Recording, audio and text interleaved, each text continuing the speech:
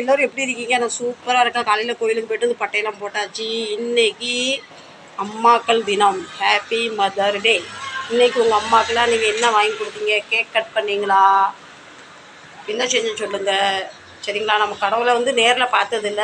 நம்ம கடவுளை வந்து இது வரைக்கும் யாரும் பார்த்தாங்களா தெரியாது.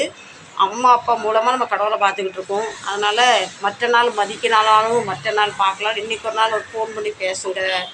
ஏதோ சின்னதாக எப்படி இருக்கீங்க, நல்லா இருக்கீங்களான்னு கேளுங்க. தள்ளி இருக்கவங்க முடிஞ்சால் இன்றைக்கி அம்மாவுக்கு சாரீ கேக்கெல்லாம் எடுத்து கொடுங்க. அவங்களுக்கு பிடிச்ச பொருள் வாங்கிட்டாங்க. சரிங்களா? தாய் தோப்பை வந்து பிள்ளைங்கள் வந்து எதுவும் செய்வாங்கன்னு பெருசாக எதிர்பார்க்க மாட்டாங்க. ஆனால் சின்னதாக கொடுத்தாலும் அதை ரொம்ப பெருசாக அப்படியே தலையில் தூக்கி வச்சுட்டு பேசுவாங்க. அது எல்லா தாய்க்களும் உள்ள இயல்பு. ஆனால் அந்த விஷயத்தில் நான் வந்து பாக்கியசாலி கிடையாது. எதுக்கு சொல்கிறேன்னா, எங்கள் அம்மா எங்கள் அப்பா இருக்கும் போதெல்லாம் நாங்கள் வந்து இந்த பிறந்தநாள், இந்த மதர் டே, ஃபாதர் டே, சில்ட்ரன் டே, இது கல்யாண நாள், பிறந்தநாள் அப்படிலாம் பெருசாக தான் கொண்டாடினா கிடையாது. அவங்க இருக்கும் போது அதோட அருமை தெரியல. இன்றைக்கி நான் காலையில் எங்கள் அம்மா ரொம்ப மிஸ் பண்ணுறேன். லவ் யூ மா. எங்கள் அம்மா பேர் புஷ்பா. ஆனால் இன்றைக்கி எனக்கு எங்கள் அம்மா எங்கள் அப்பா யாருமே கிடையாது. காலையில் எங்கள் அக்காலாம் ஃபோன் பண்ணி எனக்கு அவங்க விஷ் பண்ணாங்க, அவங்களுக்கு நாங்கள் விஷ் பண்ணோம். அதே மாதிரி எங்கள் அக்கா மகா திருநெல்வேலி நார்வேலில் இருக்காங்க. சாரி திருநெல்வேலி ஆலங்குளத்தில் இருக்காங்க. நார்வேல் வருது ஃப்ரெண்ட்ஸ், சாரி. திருநெல்வேலி ஆலங்குளத்தில் இருக்காங்க. அவங்க காலையில் எனக்கு வாய்ஸ் மெசேஜ் போட்டிருந்தாங்க. ஹாப்பி மதர் டே. ரொம்ப ஒரு ஹாப்பியாக இருந்தது. அவங்க சொன்ன பின்ன தான் எனக்கு தெரிஞ்சுது இன்றைக்கி அம்மாக்கள் தினமோ என்று. நம்ம வாழ்க்கையில் வரும்போதே எதுவும் கொண்டு வரல, போகும்போது கொண்டு போக மாட்டோம். இருக்கிற வரைக்கும் ஒருத்தர் மனசை புரிஞ்சுக்கிட்டு ஒருத்தவங்க தப்பு பண்ணாலும் மன்னிக்கிற வேலை நமக்கு வேணும். எங்கள் அம்மா எப்போவுமே சொல்லுவாங்க, இந்த உலகத்தில் மன்னிக்கிறவன் கடவுளுக்கு மேலேன்னு. நான் நிறைய இடத்துல என் மேலே தப்பே இல்லைனா கூட நான் சாரி கேட்டிருக்கேன். நான் வயசு வித்தியாசம் பார்க்காம நான் இறங்கி வந்திருக்கேன். நான் விட்டு கொடுத்து வாழுவோம். சரிங்களா?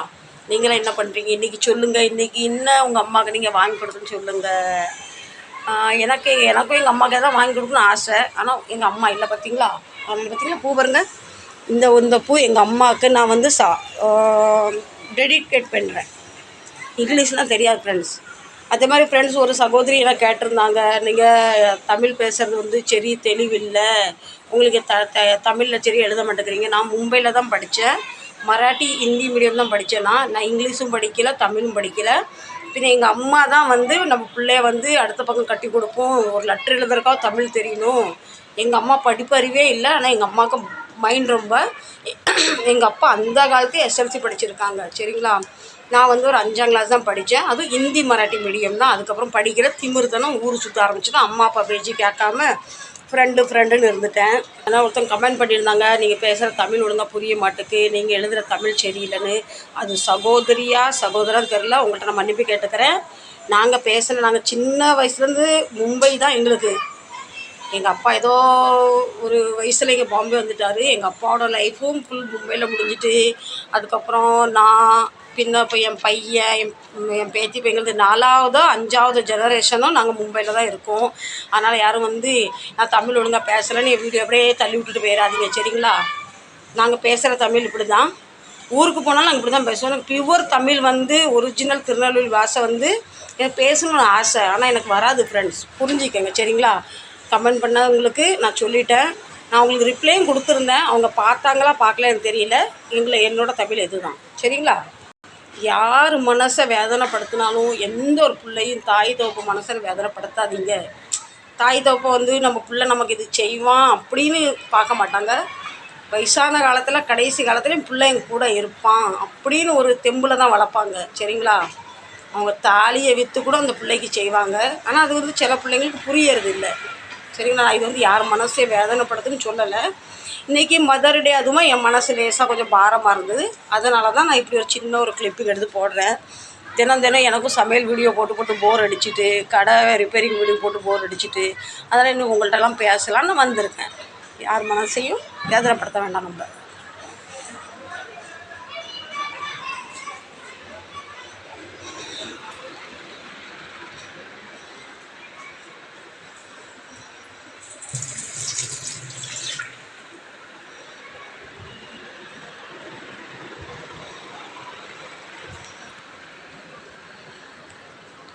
ஃப்ரெண்ட்ஸ், இன்றைக்கி என் கார்டனில் ஒரு சின்ன வேலை செய்யலான்னு நினைக்கிறேன் ஃப்ரெண்ட்ஸ். என்ன வேலைன்னா இந்த பாருங்களேன், இந்த இது செடியெல்லாம் எல்லாம் வளர்ந்து காடு மாதிரி அமேசான் கார்டன் மாதிரி கிடக்கு. ஃபஸ்ட்டு எப்படி தெரியுமா ஃப்ரெண்ட்ஸ், இந்த வலை இல்லாத நேரத்தில் நான் கையை விட்டுட்டு இந்த புல் பூண்டுலாம் பறிச்சிடுவேன், தண்ணி விட்டால் வசதியாக இருந்தது.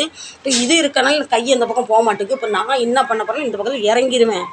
தொட்டியில் இருக்க புல் பூண்டுலாம் பிடுங்கிலான்னு நினைக்கிறேன். சரிங்களா, மொபைல் எடுத்துகிட்டு அந்த பக்கம் போக முடியுமா, சப்போர்ட்டுக்கு வேறு ஆள் இல்லை. நான் ட்ரை பண்ணுறேன், முடிஞ்சால் அந்த பக்கம் இறங்கிட்டு உங்களுக்கு காட்டுறேன்.